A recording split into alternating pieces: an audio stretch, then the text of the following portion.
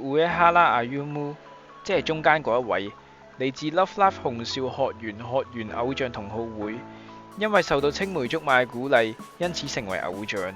性格文靜溫柔，佢唔單止作為本作嘅女主角，佢更加創造咗 Love Live 史上數一數二嘅名場面。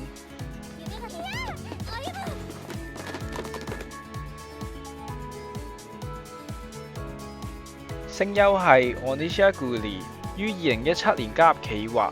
佢曾經參加全日本國民美少女比賽，喺10萬位參賽者入邊奪穎而出殺入決賽，成為最終21人。佢喺2021年正式作為歌手出道，而佢最令粉絲津津樂道嘅就莫過於佢同成員之間嘅互動。